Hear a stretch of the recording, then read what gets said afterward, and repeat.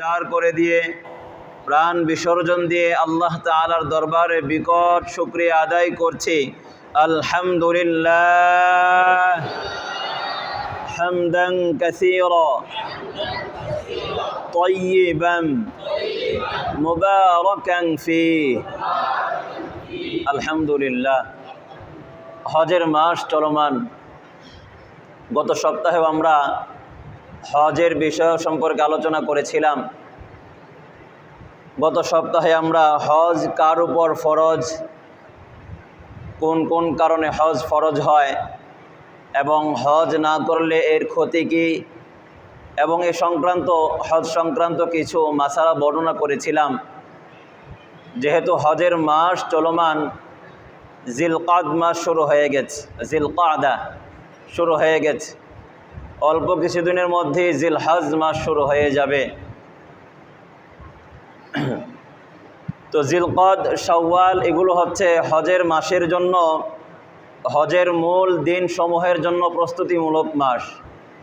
যেহেতু এই দুই মাসে হাজিগণ পৃথিবীর বিভিন্ন প্রান্ত থেকে হজ ব্রত হয়ে হজ করার লক্ষ্যে পবিত্র তীর্থভূমি মক্কা মদিনায় সফর করে থাকেন, এজন্য এই দু মাসকেও হজের মাস বলে আখ্যায়িত করা হয়েছে।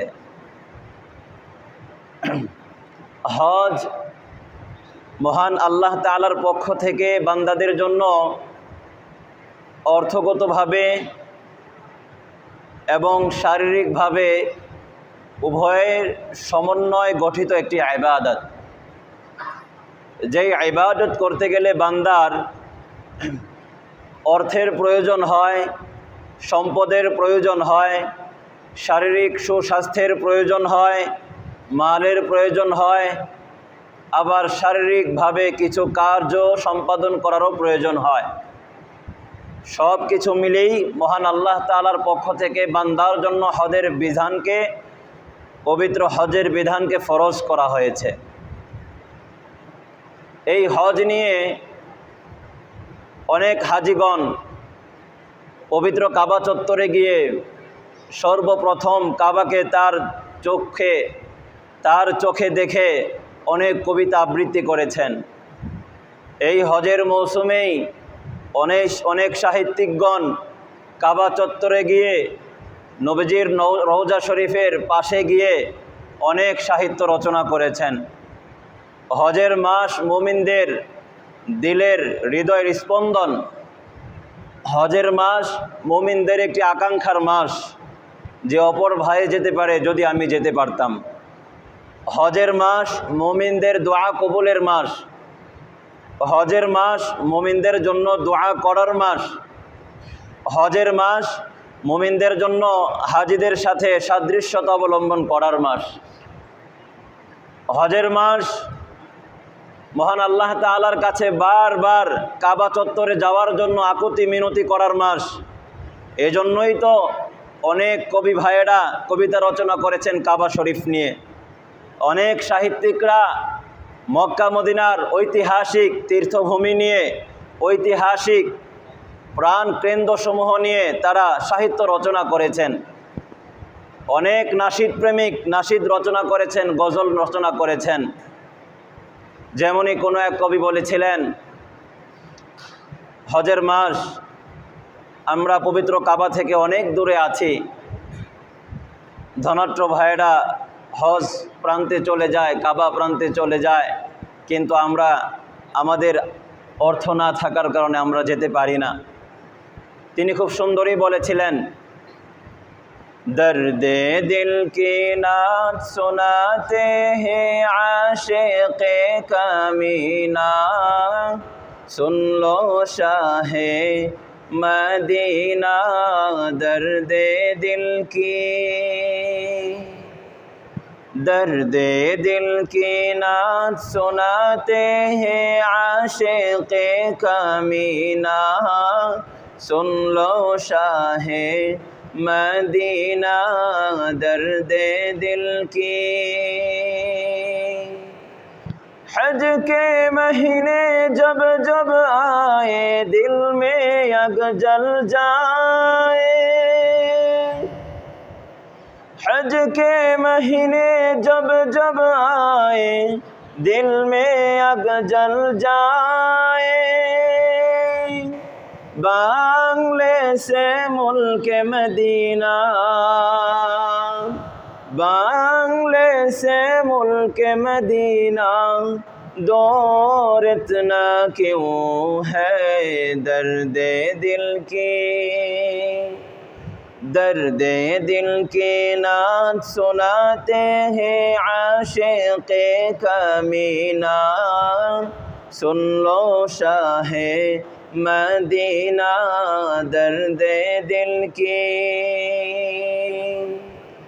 ऐ मालिके अज़ल मुझको गरीब करना क्यों है, तावंगर सब जाए मदीना,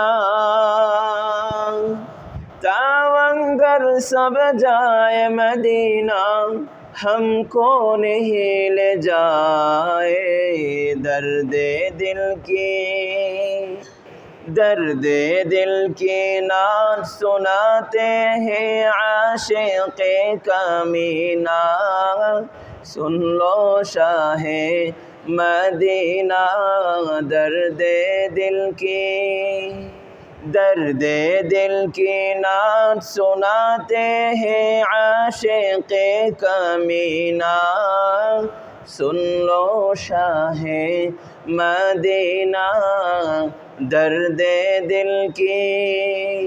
মহান আল্লাহ তাআলা আমাদের প্রত্যেকটা দ্বীনী ভাইকে, প্রত্যেকটা দ্বীনী বন্দিরকে বারবার হজ করার তৌফিক দান করুক, সকলেই বলি আমিন। আলহামদুলিল্লাহ ভাই, যারা হজ করেছেন তারাই কাবার মহাব্বত বুঝেছেন যে কাবা কী জিনিস। যারা হজে গিয়েছেন তারা সাফা মারওয়ার মতো নবী প্রেমিকের ভালোবাসা তারা বহিঃপ্রকাশ সেখানে দেখিয়েছেন। যারা হজ করেছেন জমজম কূপ কী জিনিস এর মতো ঐতিহাসিক নিদর্শন তারা তাদের চোখ দিয়ে দেখে তাদের দিলকে শীতল করেছেন। এজন্য ভাই প্রত্যেকটা মুমিনের দিলে এই চাহিদা থাকা দরকার, প্রত্যেকটা দিলের মুমিনে এই আকাঙ্ক্ষা থাকা দরকার যে হ্যাঁ আমিও কোনো একদিন হজে যাব ইনশাআল্লাহ।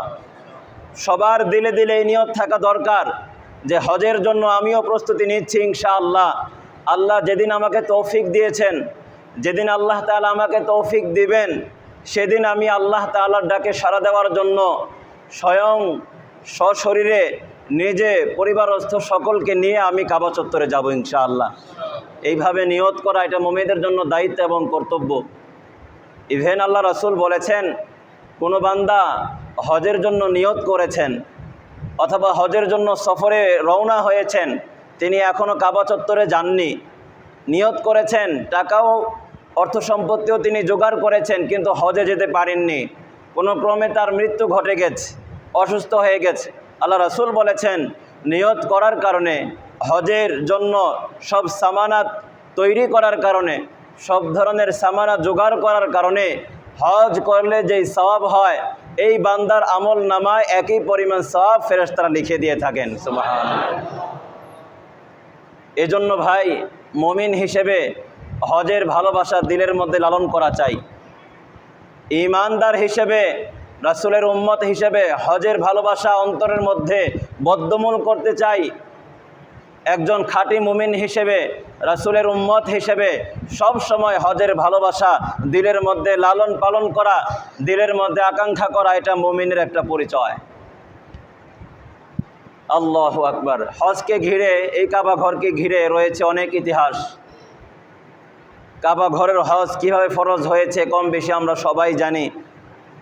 কাবা চত্বরের ইতিহাস সম্পর্কে কম বেশি আমরা সবাই জানি।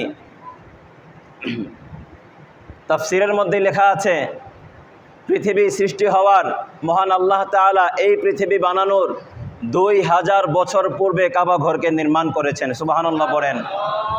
2000 বছর পূর্বে যখন আল্লাহ তাআলা ফেরেশতাদের সাথে মানুষ বানানোর জন্য, যখন আল্লাহ তাআলা ফেরেশতাদের সাথে মানুষ সৃষ্টি করার জন্য পরামর্শ করেছিলেন, তখন ফেরেশতারা মহান আল্লাহ তাআলাকে এই কথা বলেছিলেন যে মানুষ বানানো দরকার নাই, এরা দুনিয়ার মধ্যে ফিতনা ফাসাদ করবে, ঝগড়া করবে, বিবাদ করবে, মারামারি কাটাকাটি করবে, এদেরকে সৃষ্টি করা দরকার নাই। তখন আল্লাহ তাআলা ফেরেশতাদেরকে ধমকের সুরে বলেছিলেন, ইন্নী আ'লামু মা লা তা'লামুন, আমি আল্লাহ যা জানি ফেরেশতারা তোমরা তা জানো না। আমি আল্লাহ যা জানি তোমরা তা সম্পর্কে জানো না।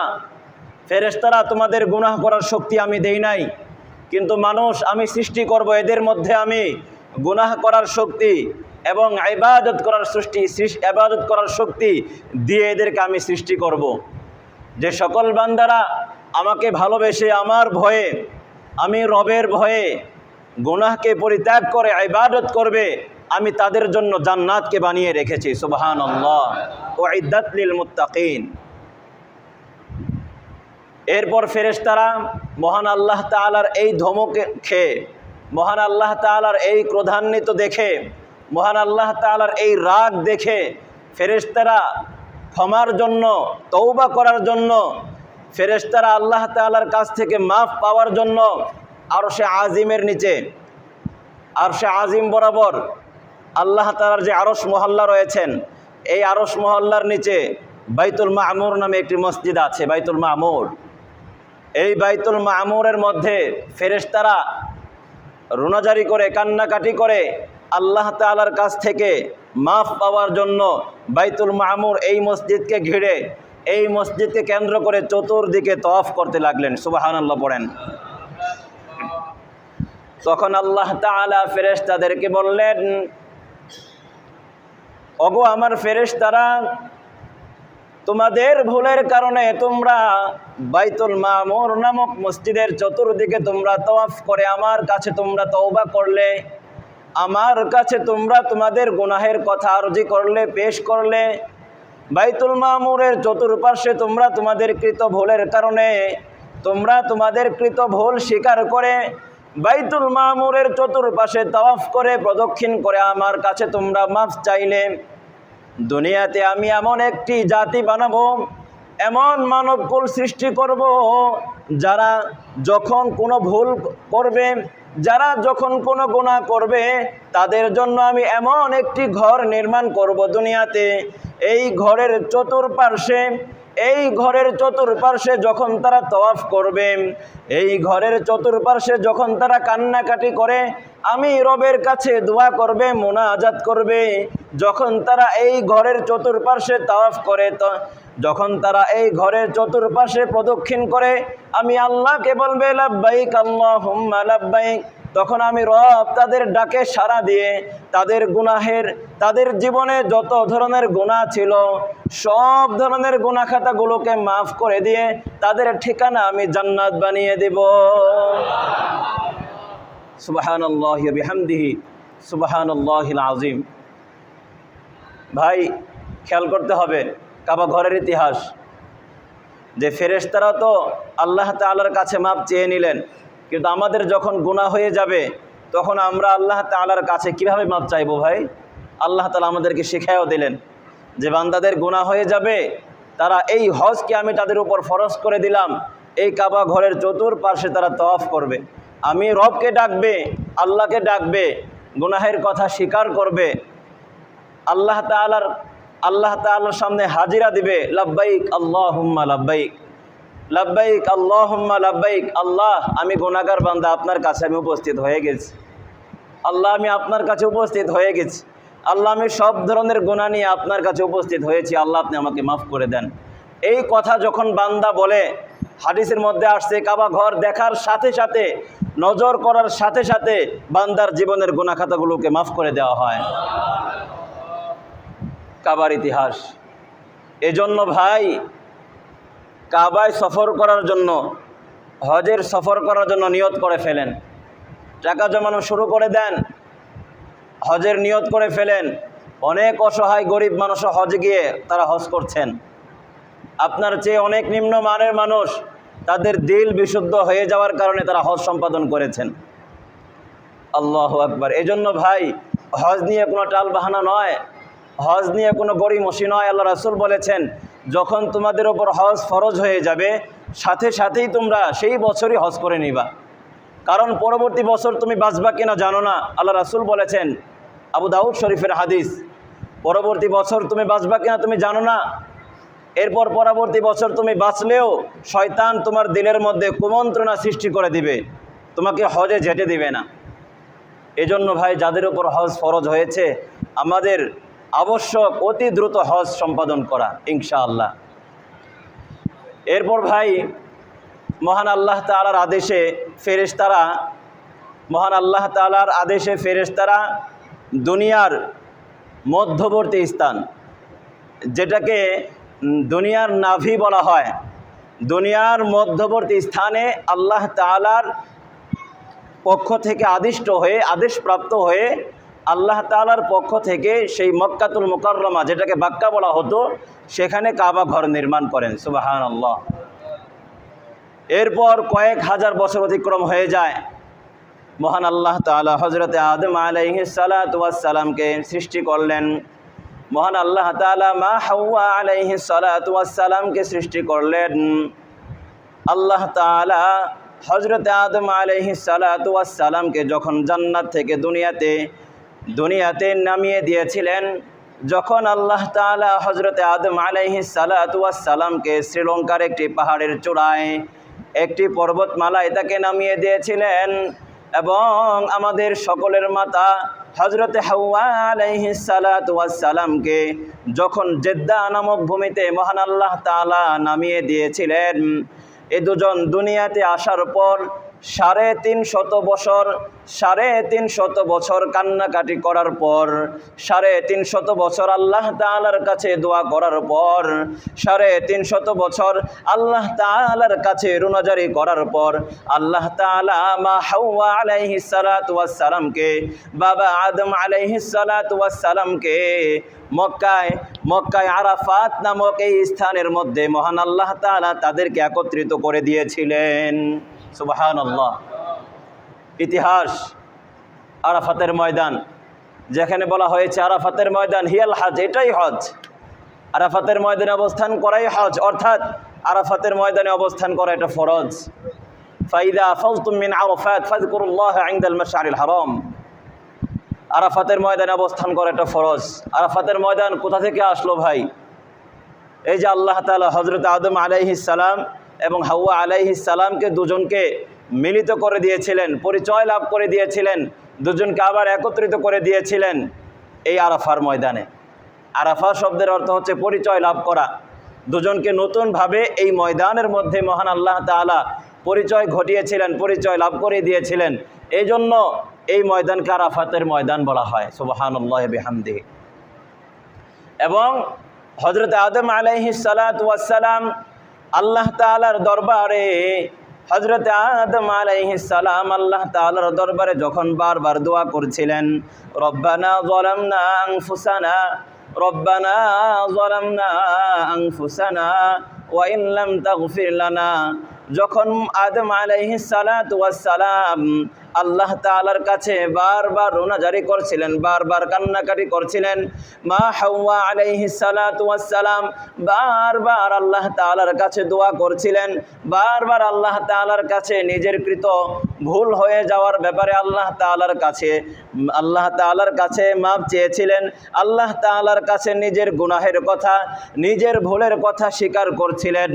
তখন এই দোয়া আল্লাহ তাআলার কাছে এতটা পছন্দ হয়ে গেল, দুনিয়াতে আনেওয়ালা যত হাজী সাহেব আসবেন, দুনিয়াতে আনেওয়ালা আগমনকারী যত মানুষ মক্কায় হজ করবেন, সকলের জন্য এই আরাফার ময়দানে অবস্থান করা মহান আল্লাহ তাআলা ফরজ করে দিয়েছেন। সুবহানাল্লাহ।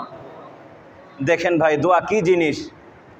আল্লাহ তাআলার কাছে নিজের নিজের কৃতকর্ম, যে ভুলটা হয়ে গেছে, এই ভুলের ক্ষমা চাওয়া আল্লাহ তাআলার কাছে, এই ভুলের স্বীকার করা যে হ্যাঁ আমি হিংসা করি, যে হ্যাঁ আমি গুনাহ করেছি, আল্লাহ আমি চুরি করেছি, আল্লাহ আমি টাকা আত্মসাৎ করেছি, এই যে ভুল স্বীকার করা, এটা আল্লাহ তাআলার কাছে এতটা পছন্দনীয়।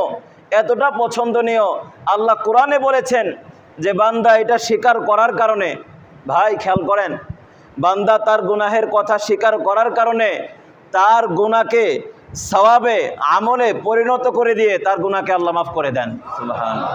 ওয়া ইউবাদদিলুল্লাহু সাইয়্যাতিহিম হাসানাত। ভাই হজের শিক্ষা কি ভাই? স্বল্প সময় আলোচনা করা অনেক কঠিন। হজের শিক্ষা কি ভাই? হযরত আদম আলাইহিস সালাম, মা হাওয়া আলাইহিস সালাম নিজেদের ভুল স্বীকার করেছিলেন। এটা তো ভুল নয়, এটা তো হচ্ছে আমাদের জন্য শিক্ষা। নবীদের কোনো ভুল থাকে না ভাই, এটা হচ্ছে বান্দাদের জন্য শিক্ষা, যে বান্দাদের ভুল হয়ে যাবে তারা আল্লাহ তাআলার কাছে তওবা করবে। বান্দাদের ভুল হয়ে যাবে, সামর্থ্যবান বান্দারা হজ করবে, তাওয়াফ করবে, আরাফার ময়দানে অবস্থান করবে। কিন্তু দুনিয়াতে আপনি আমি এমনভাবে চলি ভাই, গুনাহ করে এমনভাবে চলি যে মনে হচ্ছে দুনিয়াতে আমরা সারা জীবন বাঁচবো, কখনো আমরা মারা যাব না। এমন দম্ভ ভরে আমরা সিগারেট খাই আর রাস্তা দিয়ে চলি, মনে হচ্ছে দুনিয়াতে কখনো আমরা মরব না। বা মনে হচ্ছে দুনিয়ার আমি প্রধানমন্ত্রী, দুনিয়ার শাসক মনে হয় আমি। প্রকাশ্যে গুনাহ করে আমরা এমনভাবে চলি, আল্লাহ তাআলার কাছে নিজের গুনাহের কথা স্বীকার করা তো দূরে থাক, এমনভাবে গুনাহ করে আমরা চলি মনে হচ্ছে যে আপনি হচ্ছেন পুরো দুনিয়ার প্রধানমন্ত্রী। আপনি গুনাহও করেন, আবার আপনার ক্ষমতাও দেখান। আপনি গুনাহও করেন, আবার আপনি দম্ভ ভরেও চলেন। এটা হচ্ছে আমাদের ক্যারেক্টার এমন হয়ে গেছে, আমাদের চরিত্র এমন হয়ে গেছে। অথচ নবী শিখিয়েছেন যে ভুলের কারণে স্বীকার করা, আল্লাহ আমি আমার নফসের উপর জুলুম করেছি মালিক। নামাজের মধ্যে আপনি সব সময় বলেন আল্লাহুম্মা ইন্নী যালামতু নাফসি, আল্লাহুম্মা ইন্নী যালামতু নাফসি যুলমান কাসীরা। মালিক গো, আমি আমার নফসের উপর জুলুম করেছি। ছোট্ট জুলুম না, অনেক বড় জুলুম করেছি। যুলমান কাসীরা, অনেক বড় জুলুম করেছি। আল্লাহ, আমি আমার নফসের উপর অনেক বড় জুলুম করেছি, আপনি আমাকে মাফ করে দেন। আপনি সব সময় নামাজের মধ্যে এই কথাটা বলতেছেন ভাই। আপনি এই কথা বলেন, আবার মসজিদ থেকে বের হয়ে আপনি গুনাহের মধ্যে জড়িত হয়ে যান। আপনি এই কথা নামাজের মধ্যে দোয়া করেন আল্লাহর কাছে, আপনি মসজিদের ভেতরে এসেও গুনাহের মধ্যে লিপ্ত হয়ে যান। মসজিদের ভেতরে এসে অনেক ভাইকে দেখা যায় মসজিদের ভেতরে এসেও ফেসবুক ইউজ করে। ফেসবুকের মধ্যে বিভিন্ন ধরনের অশ্লীল ছবি ভিডিও দেখে মসজিদের মধ্যে দেখা যায়। মসজিদের ভেতরে, বাহিরে তো আছেই, মসজিদের ভেতরে এমনটা হয়। তাহলে ভাই নামাজের মধ্যে আপনি কি বললেন যে ইন্নী যালামতু নাফসি যুলমান কাসীরা, আল্লাহ আমি আমার বডির উপর অনেক বড় জুলুম করেছি, আপনি আমাকে মাফ করে দেন। আপনি আল্লাহর কাছে বারবার এই কথা বলেন যে আল্লাহ আমাকে মাফ করে দেন, আল্লাহ আপনি আমাকে ক্ষমা করে দেন, এই কথা বলেন আর গুনাহ করেন। কখনো কি গুনাহ মাফ হবে? অসম্ভব। আপনি ঔষধও খান, আবার বিষও খান। ভাই আপনি বিষের বোতলও খেলেন, আবার ঔষধও খেলেন, কি হবে আপনার ঔষধ ভাই? আল্লাহু আকবার। এজন্য ভাই এই হজ একজন মানুষকে অনেক কিছু শেখায় ভাই। এই হজ একটা বান্দাকে অনেক কিছু শেখায়। আল্লাহ তাআলা কোরআনুল কারীমের মাঝে বলেছেন ফিহি আয়াতুম বাইয়িনাত। ভাই এই মক্কা মুকাররমায় এই হজের মধ্যে, এই হজ বিধানের মধ্যে বান্দাদের জন্য মহান আল্লাহ তাআলা আয়াতুন বাইয়িনাত, অনেক নিদর্শনাবলী রেখেছেন, অনেক জ্ঞানগর্ভ বিষয় রেখেছেন। হেদায়েতের জন্য অনেক বিষয় রেখেছেন। হুদাল্লিল আলামিন, বান্দার হেদায়েতের জন্য, গোটা বিশ্ববাসীর হেদায়েতের জন্য এই হজকে, এই হজের মধ্যে, এই কাবার মধ্যে, হারাম শরীফের মধ্যে মহান আল্লাহ তাআলা অগণিত অসংখ্য হেদায়েতের বার্তা মহান আল্লাহ তাআলা রেখেছেন। সুবহানাল্লাহ। এটা এমন বিধান হজ। আমাদের সমাজের মধ্যে অনেকে হজ নিয়ে না বুঝে না জেনে কটূক্তি করে থাকে। তারা বলে যে হজ তো হচ্ছে একটা ব্যবসা। নাউজুবিল্লাহ পড়েন। এই আমার কাছে রেফারেন্স সহ আছে, ইভেন পত্রিকার মধ্যেও ছাপাছাপি হয়েছে। আল্লাহু আকবার। এমনকি মূর্খ মানুষ বলে নাই, বিভিন্ন বিশ্ববিদ্যালয়ের প্রফেসররাও এই কথা বলেছে যে হজ তো হচ্ছে একটা ব্যবসা। হজের মাধ্যমে সৌদি আরব অনেক ধনাঢ্যশীল হয়ে যায়, হজের মাধ্যমে সৌদি অনেক ধনী হয়ে যাচ্ছে, হজের মাধ্যমে মানুষের ক্ষতি হয়ে যায়, হজের মাধ্যমে একটা নিরহ পশুর ক্ষতি হয়ে যায়, একটা নিরহ পশুকে অন্যায়ভাবে জবাই করে দেওয়া হয়, হজের মাধ্যমে একজন মানুষ অনর্থক পাগলের মতো দৌড়াদৌড়ি করে। নাউজুবিল্লাহ পড়েন। এই কথাগুলি মানুষ বলে। শিক্ষিত সমাজ এই কথাগুলি বলে। আল্লাহর কসম করে বলি, হজের সামান্য থেকে সামান্যতম একটা বিষয় সম্পর্কে, একটা বিধান সম্পর্কে এদেশের প্রধানমন্ত্রী থেকে শুরু করে যত মানুষ আছে, গোটা পৃথিবীর যত মানুষ আছে, হজের ছোট্ট থেকে ছোট্ট বিধান সম্পর্কে যদি কেউ কটূক্তি করে, যদি কোনো নাস্তিক বলে, যদি কোনো কাফের বেঈমান এই কথা বলে, এমনকি নামধারী কোনো মুসলমান বলে হজ হচ্ছে ব্যবসা, যদি কোনো নামধারী মুসলমান এই কথা বলে যে হজ হচ্ছে টাকা কামানোর ধান্দা, মনে রাখবেন মুসলমান, আল্লাহর কসম করে বলি, এই লোকটা কখনো আর মুসলমান থাকে না, এই লোকটার নাম কখনো মুসলমানদের খাতায় থাকে না, এই লোকটা প্রফেসর হতে পারে, এর নাম কখনো মুমিনদের খাতায় থাকে না, সে একজন টাটকা মুনাফিক কাফের বেঈমান হয়ে যায়। হজের বিধান সম্পর্কে কতটা গুরুতর, কতটা ভয়াবহ মন্তব্য যে হজ নাকি একটা ব্যবসা। নাউযুবিল্লাহি মিন যালিক, নাউযুবিল্লাহ। এদেশের কিছু লেখক আছেন যারা তাদের লেখনের মাধ্যমে এই কথাগুলি বলেছে। আহমদ শরীফ নামক একজন লেখক, নাস্তিক লেখক, এই লোকটাও তার লেখনের মাধ্যমে এই কথাগুলি বলেছে যে হজ নাকি এই সৌদি আরবের জন্য একটা ব্যবসা। নাউযুবিল্লাহ। হজ আল্লাহর পক্ষ থেকে বান্দাদের জন্য একটা পরীক্ষা, যেই পরীক্ষায় বান্দারা আর্থিকভাবেও পরীক্ষা দিয়ে থাকেন, আবার শারীরিকভাবেও পরীক্ষা দিয়ে থাকেন। যেখানে শারীরিক কষ্টও হয় আবার অর্থও যায়, এটা বান্দাদের জন্য পরীক্ষা। স্কুল থেকে শুরু করে যত শিক্ষা প্রতিষ্ঠান আছে, সব শিক্ষা প্রতিষ্ঠানের মধ্যেই পরীক্ষা দিতে গেলে পরীক্ষা দেওয়ার আগে একটা ফি দেওয়া লাগে না ভাই? এই কথা বলেন, একটা ফি দেওয়া লাগে কিনা? 200 টাকা, 300 টাকা, 500 টাকা, 1000 টাকা, 2000 টাকা একটা ফি দেওয়া লাগে। একটা ফি দেওয়া লাগে, এটা দুনিয়ার নিয়ম। অনলাইনে কোনো কিছু অর্ডার দিলে একটা আগে ফি দেওয়া লাগে, একটা অ্যামাউন্ট আগেই দেওয়া লাগে। বিকাশের মাধ্যমে হোক, রকেটের মাধ্যমে হোক, বিভিন্নভাবে একটা অ্যামাউন্ট আগেই দেওয়া লাগে, তারপরে ওই জিনিসটা আপনি পেয়ে থাকেন। পরীক্ষার ফি দেওয়ার পর তারপরে আপনি কিছুদিন পর পরীক্ষার প্রস্তুতি নিয়ে ভালো মতো পড়াশোনা করে আপনি পরীক্ষা দিয়ে থাকেন। হজটাও তো এমনই, হজের বিধানটাও এমনই। কিন্তু কিছু মাথা মোটা বুদ্ধিজীবী, এরা না বুঝে এই হজ সম্পর্কে কটূক্তি করে, লেখালেখিও করেছে। তারা মুসলমানদের কলিজার মধ্যে তারা আঘাত দিয়েছে। এদের নাম আব্দুল গফুর, এদের নাম আব্দুল লতিফ সিদ্দিকী, অমুক তুমুক, অনেক নাম আছে এদের। নাম মুসলমান, কিন্তু আপনি জানেন এরা যে সমস্ত মন্তব্য করেছে, যে সমস্ত কথা বলেছে, মুসলিম কবরস্থানে এদের কবরস্থ করা জায়েজ নাই, হারাম। এদেরকে দাফন কাফন করাও জায়েজ নাই, হারাম।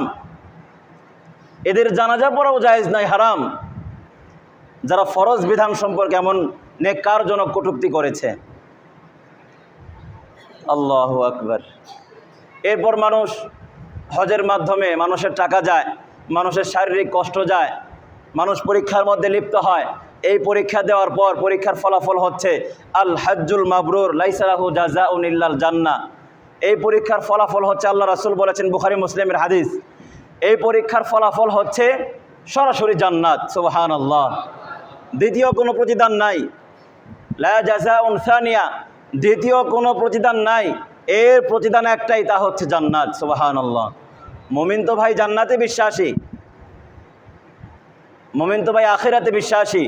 যারা আখিরাত বিশ্বাস করে না, যারা জান্নাত বিশ্বাস করে না, যারা জাহান্নাম বিশ্বাস করে না, যারা কোরআন বিশ্বাস করে না, যারা আল্লাহ তাআলার ফরজ বিধানকে বিশ্বাস করে না, তারাই কেবল ফরজ বিধান সম্পর্কে কটূক্তি করে থাকে। কোনো পরিপূর্ণ কোনো ইমানদার, পাক্কা কোনো মুমিন কখন এ ধরনের মন্তব্য করতে পারে না। এজন্য ভাই একটু হিসাব মিলাতে হবে, আপনার ওপর হজ ফরজ হয়েছে কিনা। ভাই আমাদের ওপর হজ ফরজ হয়েছে কিনা? অনেক আগেই হয়তো হজ ফরজ হয়েছে, এ পর্যন্ত আপনি হজ করেছেন কিনা একটু হিসাব মিলাতে হবে। হিসাব মিলানোর পর যদি আপনার ওপর হজ ফরজ হয়ে যায়, ভাই হজ আপনাকে আদায় করতেই হবে, হজ আপনাকে আদায় করতেই হবে। ভাই নামাজ তো 5 ওয়াক্ত দৈনিক, দিনে রাতে সবসময় পড়তে হয় 5 বার, কিন্তু হজ সারা জীবনে বারবার করতে হয় না ভাই। কুরবানি জীবনে বারবার করতে হয়। কুরবানির দিনগুলোতে নেশাব পরিমাণ সম্পদ থাকলেই কুরবানি ওয়াজিব হয়ে যায় ভাই, কিন্তু হজ জীবনে বারবার করতে হয় না, জীবনে একবারই ফরজ হয়। এই জন্য ভাই আবার বলছি, যাদের উপর 5 লক্ষ, 10 লক্ষ, 8 লক্ষ, 20, 30 ইত্যাদি টাকা ক্যাশ আছে অথবা বিভিন্ন জায়গায় জমা করে রেখেছেন, আপনার উপর হজ ফরজ হয়ে গেছে ভাই। ভাই আমরা তো অজুহাত দেখাই, হুজুর আমার মেয়েটা প্রাপ্ত বয়স্কা হয়ে গেছে, মেয়ের বিবাহ দিতে হবে, এজন্য আমি হজে যাই না। এটা একটা প্রতারণা, এটা একটা ডাহা মিথ্যা কথা। মেয়ের সাথে, মেয়ের বিবাহের সাথে হজের কোনো সম্পর্ক নাই। মেয়ের বিবাহের সাথে হজের কোনো সম্পর্ক নাই। আপনার মেয়েকে আপনি বিবাহ দেন নাই, আপনার মেয়ে নামাজ পড়েন, আপনি নামাজ পড়েন, নামাজও তো ফরজ, হজও ফরজ। কই নামাজ পড়ার আগে, আপনি মসজিদে আসার আগে কখনো তো এই কথা বলেন না যে মেয়ের বিবাহ দেয় নাই, মেয়ে গুনাহে লিপ্ত, এই জন্য আমি নামাজ পড়বো না। কখনো কিন্তু ভাই আপনি এই কথা বলেন না। কিন্তু আপনি হজের ক্ষেত্রে বাহানা দেখান। আমরা হজের ক্ষেত্রে বাহানা দেখাই যে মেয়ের বিবাহ শাদী দিয়ে এরপর আমরা হজে যাব, ছেলের বিবাহ শাদী দিয়ে এরপর আমরা হজে যাব। এটা ভুল ধারণা সমাজের, এটা সমাজের পরিপূর্ণ ভুল ধারণা, মারাত্মক পর্যায়ের ভুল ধারণা আমাদের। ছেলে মেয়ের বিবাহের সাথে হজের সাথে কোনো সম্পর্ক নাই। সম্পর্ক আছে, আপনি হজে যাবেন, এই 2 মাস সময়ের মধ্যে আপনার ছেলে মেয়ের ভরণ পোষণ আছে কিনা, আপনার ছেলে মেয়ের খাবারের দানা ঘরের মধ্যে আছে কিনা, আপনি হজে যাবেন, এই হজে যাওয়ার জন্য আপনার পথটা ক্লিয়ার আছে কিনা, রাস্তা ক্লিয়ার আছে কিনা, আপনার বাহন আছে কিনা, আসার জন্য বাহন আছে কিনা, এগুলো হচ্ছে হজ সম্পর্কিত মাসালা। এই জন্য ভাই বাহানা নয়, ইবাদত করতে হবে। ভাই আপনি মুসলমান, আপনি ভুলে যাবেন না আপনি আল্লাহকে মানেন। ভাই আপনি ভুলে যাবেন না মরণের পর আপনার আরেকটি জগৎ আছে, যেই জগতের শুরু আছে শেষ নাই ভাই। ভাই আপনি এটা ভুলে যাবেন না মরণের পর আপনার আমার হিসাব হবে, নিকাশ হবে। মিসকালা যাররা, যাররা পরিমাণ, যাররা পরিমাণ। ভাইও গ্রামের মধ্যে দেখবেন টিনের ছিদ্র দিয়ে সূর্যের যে কিরণ প্রবেশ করে, যে আলো প্রবেশ করে, ওখানে দেখবেন ছোট ছোট দানা উড়তে থাকে, ছোট ছোট ময়লা উড়তে থাকে, দেখেন নাই ভাই? এই ময়লাকে বলা হয় যাররা, অণু। এটাকে কখনো দ্বিখণ্ড করা যায় না। এই অণুকে দ্বিখণ্ড করা যায় না, ধরা যায় না, ছোঁয়া যায় না, দেখা যায়, অনুভব করা যায়। এই পরিমাণও যদি আপনি অন্যায় দুনিয়াতে করে থাকেন এবং এই পরিমাণ সৎ কাজও যদি আপনি দুনিয়াতে করে থাকেন, এই পরিমাণ সৎ কাজ যদি আপনি আল্লাহর ঘরে করে থাকেন, এই পরিমাণ দান যদি আপনি আল্লাহর ঘরে করে থাকেন, কোনো অসহায় মানুষকে করে থাকেন, আল্লাহ তাআলা নিজে বলেছেন এই আমলকেও আমি আল্লাহ হাসরের ময়দানে সকলের সামনে উপস্থিত করব। সুবহানাল্লাহ। এটা হচ্ছে মুমিনের আকীদা, মুমিনের বিশ্বাস ভাই। এজন্য ভাই হজের মাস, হজের ইতিহাস তো অনেক বড়। সবেমাত্র বললাম যে হযরত আদম আলাইহিস সালাম কীভাবে মক্কায় আসলেন, আরাফার ময়দান কিভাবে হলো, এতটুকু বলতেই সময় শেষ হয়ে গেছে। মৌলিক কথা হচ্ছে ভাই হজ সম্পর্কে, হজকে আপনি বোঝা মনে করবেন না ভাই, হজকে আপনি নিজের উপর বোঝা মনে করবেন না। এটা মনে করবেন না যে হজের মাধ্যমে আমার এত টাকা খরচ হয়ে গেল, আমি কি গরিব হয়ে গেলাম না। না ভাই, আল্লাহ রাসূল বলেছেন যে হজ আল হাজ্জ, যে হজটা মানুষের দারিদ্রতাকে দূর করে দেয়। হজ মানুষের গুনাহকে যেমনিভাবে দূর করে দেয়, হজ মানুষের দারিদ্রতাকে দূর করে দেয়। এটা আল্লাহ রাসূলের হাদিসের ভাষ্য। এই জন্য ভাই হজে যাওয়ার জন্য আল্লাহর কাছে বেশি বেশি দোয়া করা ভাই, হজে যাওয়ার জন্য বেশি বেশি নেক আমল করা, হজে যাওয়ার জন্য মান্নত করা। ভাই খেয়াল করেন, মান্নত এটা একটা ঔষধ ভাই, মানুষের রোগ বালাই দূর করে দেয়। মানুষের আশা পূরণ করার জন্য মান্নত বড় একটা জিনিস। হজ করার জন্য মান্নত করা, যে আমি হজে যাব, এই নিয়তে আমি মান্নত করলাম এই মসজিদে যে আল্লাহ আমি হজে যাব, আমি আপনার ঘরে এই যে 100 টাকা দান করলাম, আল্লাহ আমি হজে যাব প্রস্তুতিমূলক আপনার ঘরে এই যে 100 টাকা দান করলাম। এইভাবে দান করে, সদকা করে, ফি দিয়ে তারপরে পরীক্ষায় যাওয়া। কথা বোঝা আসছে কিনা ভাই? আল্লাহ তাআলা আমাদের প্রত্যেকটা ভাইকে আল্লাহর ঘরে হাজিরা না দিয়ে, আল্লাহর ঘরের হজ না করিয়ে কবর দেশে যাতে করে ডাক না দেন, সেই দোয়াই সকলের জন্য রইল। সকলেই বলে আমিন। জি ভাই।